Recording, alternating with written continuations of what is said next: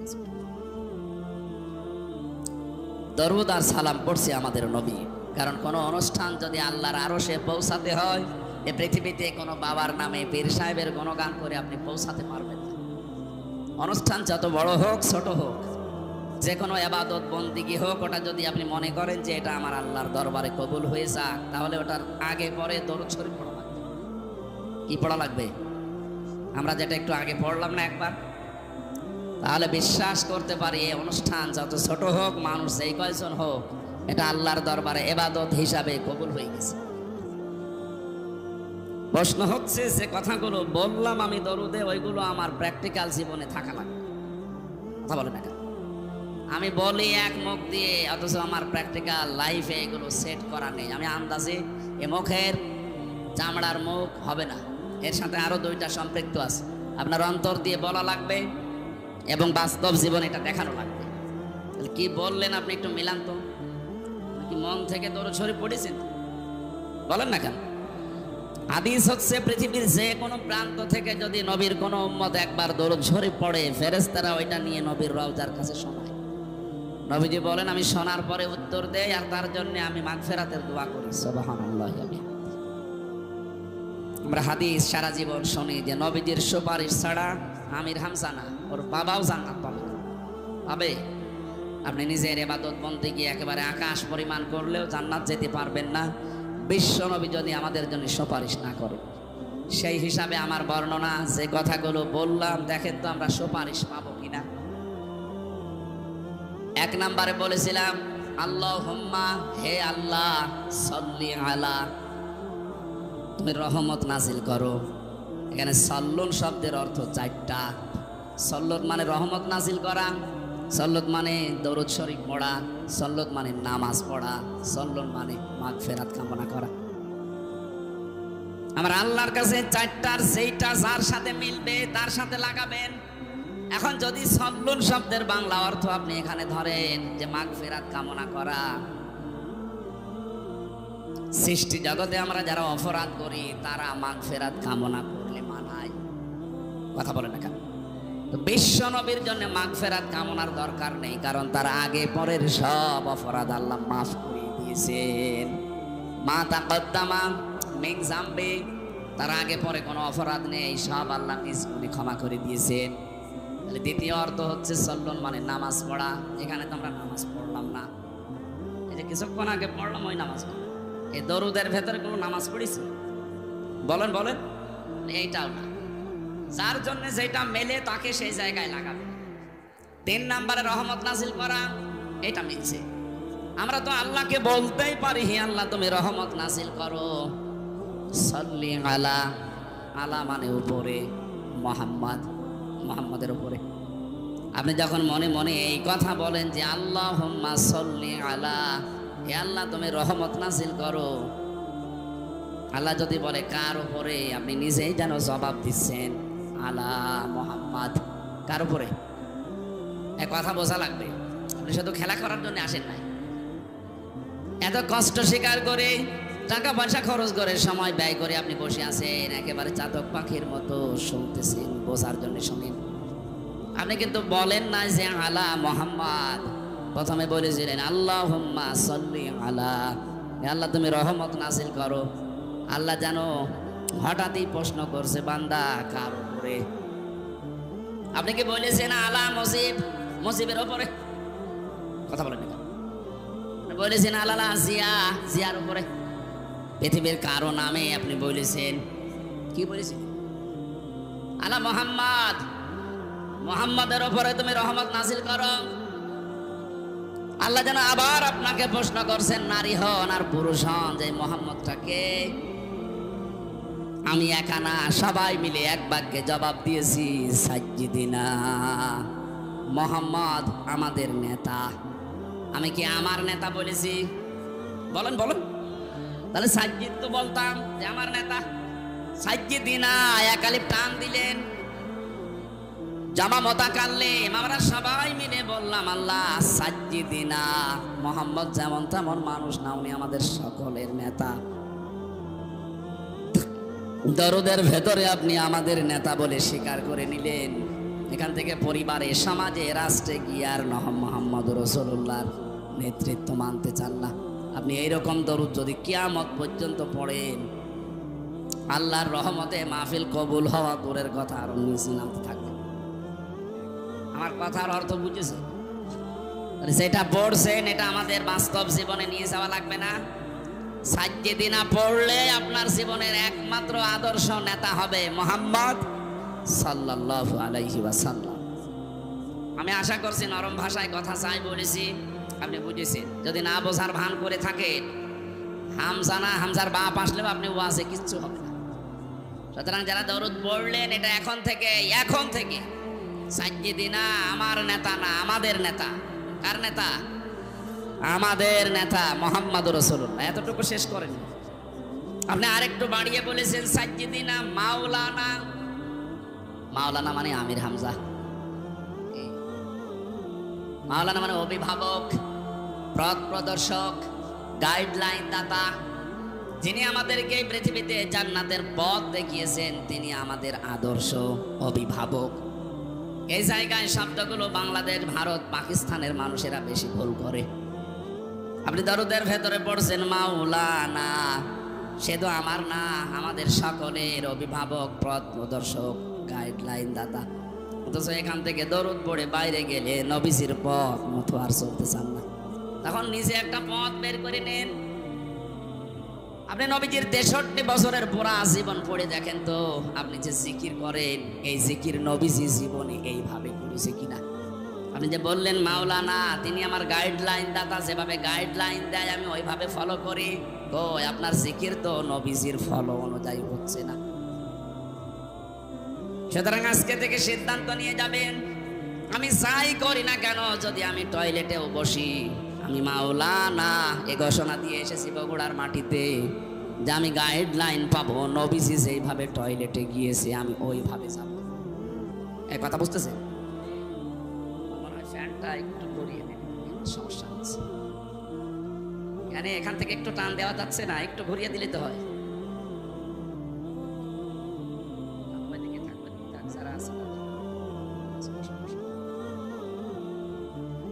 আমার মনে হয় এখানে শিক্ষিত মানুষ আছে, এরা যা শুনছে যেভাবে যদি মানতে পারে মাহফিল সাকসেস। আর যদি এখানে সব রেখে চলে যায় তো আমার বেকার খালি ভাবক করা হবে। একটু খেয়াল করে বিবেকটা কাজে লাগাবেন। আজকে আপনি টয়লেটে গেলেন, মুহাম্মদুর রাসূলুল্লাহ যেভাবে গিয়েছে ওইভাবে ডান পা দিয়ে প্রবেশ করলেন, হবে?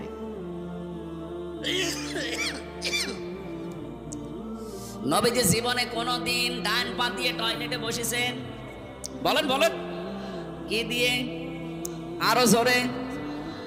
বাম পা দেওয়ার সময় তিনি বলতেন আল্লাহুম্মা ইন্নী আউযু বিকা মিনাল খুবুসি ওয়াল খাবাইস। খুবসি না, খুবুসি, বহু বছর এটা। কারণ জিন শয়তান, জিন পরি অনেক আছে, একটা না।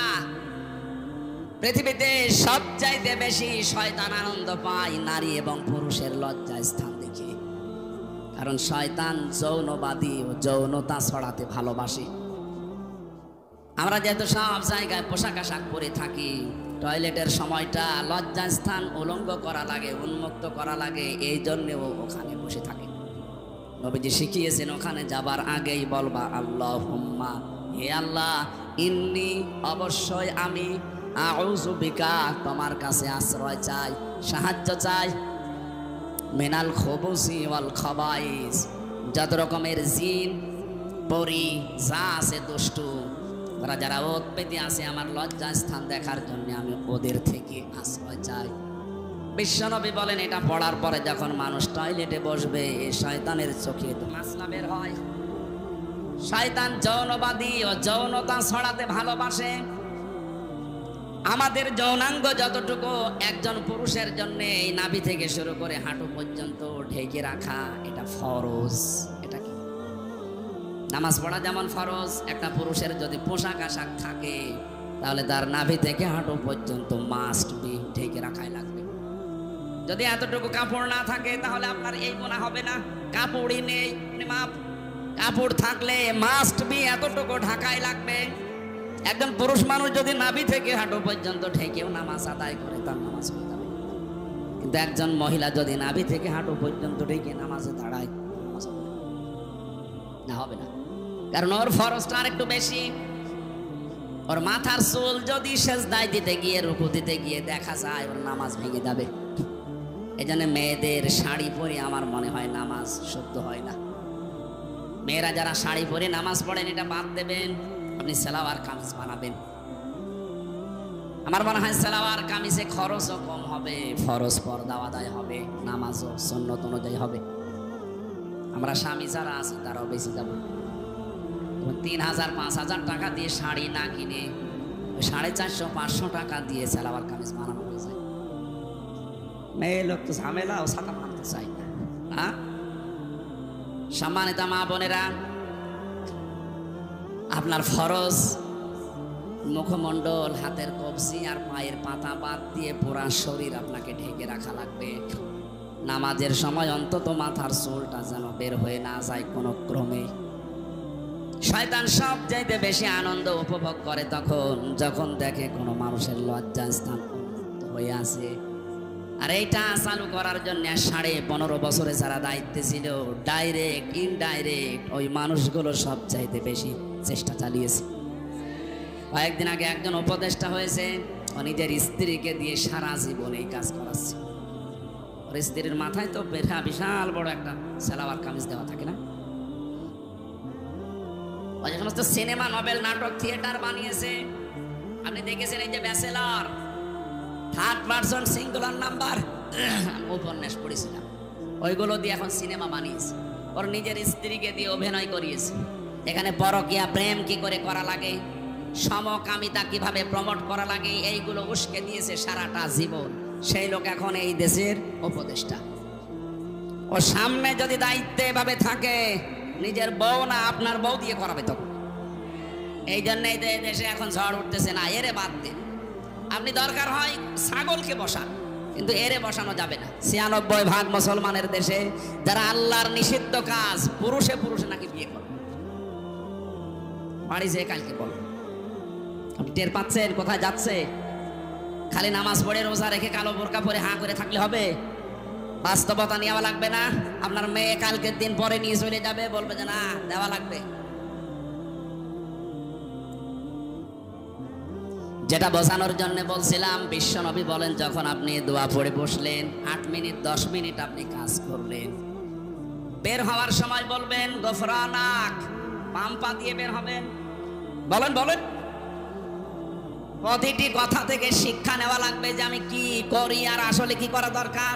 ছোট কাজ না এটা। এইটা নবীজি গাইডলাইন দিয়েছেন যে ডান পা দিয়ে এবার বের হবা, বাম পা দিয়ে বের হওয়া যাবে না। পৃথিবীর নিকৃষ্ট জায়গার ভেতরে যেহেতু একটা পায়খানা, কথা বলেন না কেন, যেন ওখানে যতক্ষণ থাকবেন বাম পা দিয়ে থাকবেন।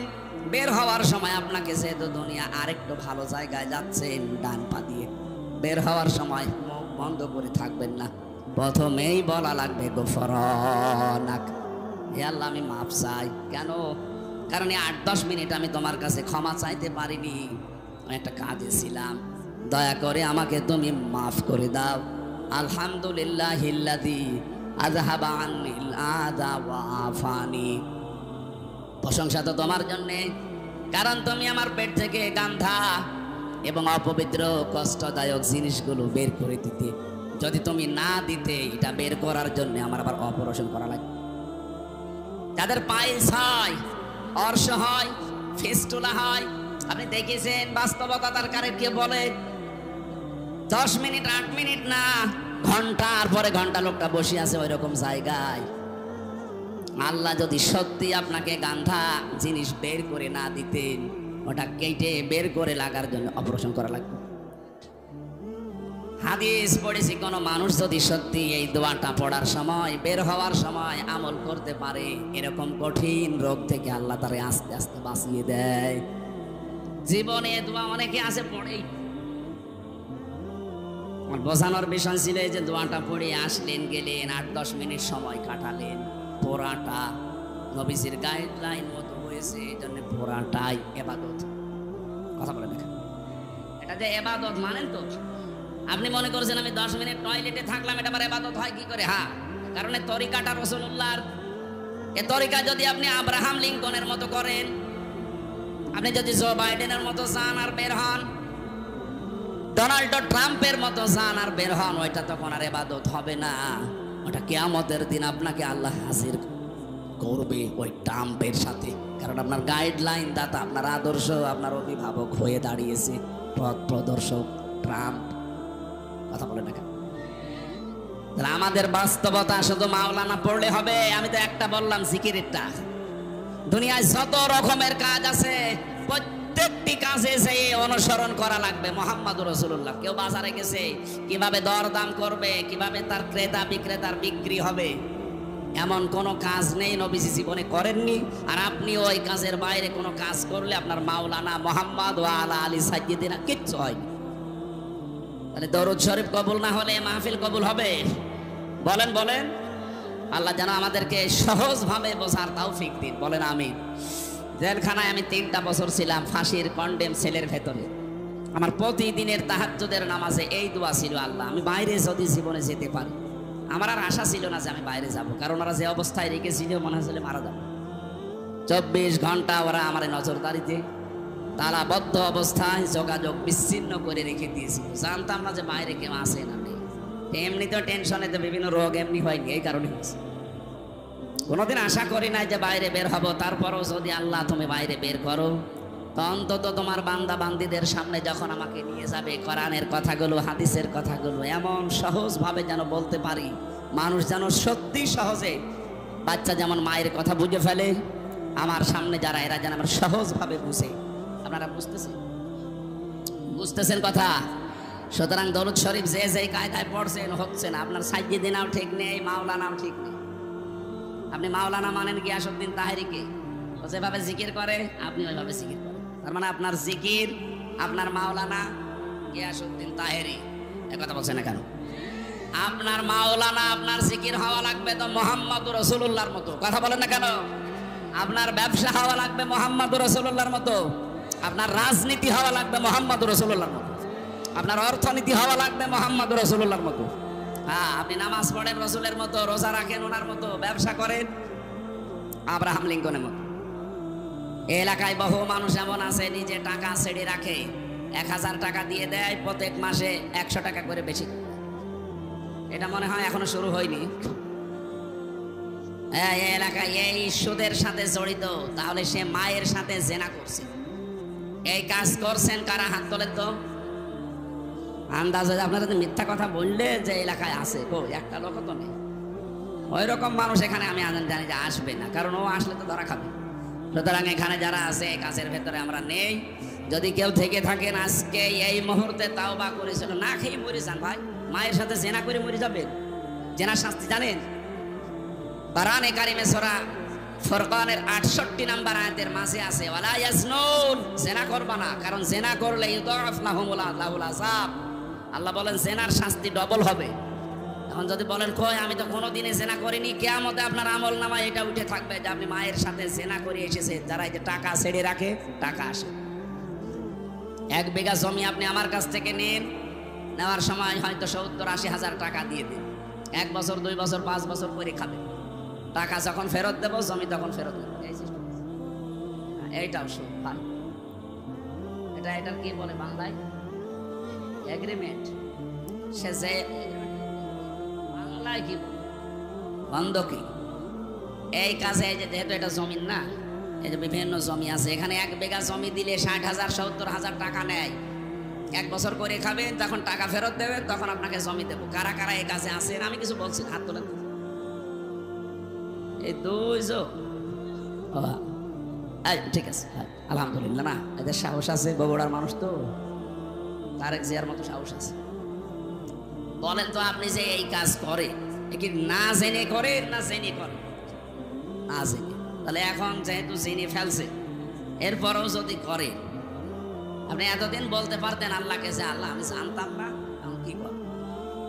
এখন যদি বলেন যে আমি জানতাম না, তাহলে মিথ্যা বলা হবে। আর অনেকে মনে করছে আল্লাহ এই তো না আসায় ভালো ছিল। হ্যাঁ, এখানে একটা কথা আছে, যে মানুষগুলো এই ধান্দায় থাকে যে আমি জানতাম না তাই মানতাম না, তার ডবল গুনাহ হবে। এই কথা বুঝতেছেন? কোন মানুষ যদি কোনো বিষয়ে জানে কিন্তু মানে না, তার গুনাহ হবে একটা। আর কোন মানুষ জানেও না মানেও না, গুনাহ হবে কয়টা? দুইটা। কেন? কারণ জানাও ফরজ, মানাও ফরজ। জানার ফরজ আপনি আদায় করে ফেললেন, আপনার একটা ফরজ আদায় হয়েছে। আপনি মানেন না, ওইটার জন্য গুনাহ হবে কয়টা? বলেন না কেন? আপনি জানেনও না মানেনও না, আপনি জানেন না কেন? প্রশ্ন হচ্ছে আপনি জানেন না কেন? আমি কি জেনে এসেছি দুনিয়ায়? আমি তো আপনার মতো মায়ের পেট থেকে এসেছি। আমি যদি জানতে পারি ইসলামের নিয়ম, আপনার কি হয়েছে? আপনি এইটার জবাব দিতে পারবেন না। এই জন্য যে ব্যক্তি বলে যে জানি না তাই মানি না, আজকে তো জানলেন। আর এই কারণেই তো অনুষ্ঠানগুলো দেওয়া হয় যে আপনি কেন জানেন। তাহলে সেই 4-5 জন হাত তুললো যে ওনারা জমি বন্ধকি দেয়, এগ্রিমেন্ট করে 60,000 70,000 টাকা নেয়, করে খায়, আবার টাকা ফেরত দিলে জমি ফেরত দেয়। এটা মায়ের সাথে জেনা করার গুনাহ হচ্ছে। এটা থেকে মুক্ত হওয়া লাগবে না? আমার মনে হয় এই মাসলা বলা ভুল হয়ে গেল নাকি? এটা মানবেন তো যদি আমি এখন পদ্ধতিটা বলি? হ্যাঁ, মানা যাবে না ইনশাল্লাহ? আরে ভাই, আপনি কার জন্য কি করে যাচ্ছেন আমার তো বুঝে আসেন। আমি আপনার সন্তান, আমার জন্যই করছি। আপনি 200 বছর পরে আসবেন, যে বাড়ি ঘর বানিয়েছেন, যে জমি জায়গা রেখে গেলেন, এই জমি জায়গা আসলে আপনার ঠ্যাং ভেঙে ফেলা হবে। হ্যাঁ, আপনি 200 বছর পরে আসেন, আমিও থাকবো না 200 বছর পরে, আপনিও থাকবেন। আমার ছেলে, আমার নাতি, নাতির নাতি থাকবে, তারা আপনাকে ঢুকতে দেবে? আমারে ঢুকতে দেবে? তাদের জন্য বিশাল সম্পদ গড়ার জন্য আপনি এই মায়ের সাথে জেনা করার গুনাহ করে যাচ্ছে। অথচ 100 বছর পরে আসলে আপনাকে এই জমিতেই আর থাকতে দেবে না, ঢুকতেই দেবে না, বলবে কে আপনি চিনি না। এটা একটা ধোঁকা। এই ধোঁকার জন্য আমাদের আসল বিশাল জীবন পড়ে আছে সামনে। এরকম পাগলামি যেন আমরা কেউ না করি ভাই। এই স্মরণ করানোর জন্য এই তাফসির মাহফিলে আসা লাগে। আল্লাহ আমাদেরকে স্মরণ করাচ্ছেন। এই পদ্ধতিতে যারা আছেন, বর্গা বলে কি বলে বন্ধকি যারা করছেন, এটার পদ্ধতি দুইটা আছে। 1 নম্বরে যতদিন আপনি এই জমি করে খাবেন, 1 বিঘা জমি, ততদিন সরকারের যে খাজনা আছে প্রতি বছরে মনে হয় 65 বা 70 টাকা দেওয়া লাগে। এখন কত আমি জানি না, এরকমই হবে সব বেশি হলো। আমি জেলে যাওয়ার আগে হিসাব জানতাম, এখন এই 3-4 বছরে জানি না, 100 টাকা হলো। প্রত্যেক বছরে বছরে খাজনা দেওয়া লাগে না? এই খাজনা যতদিন আপনি চাষ করে খাবেন এটা আপনি দেবেন।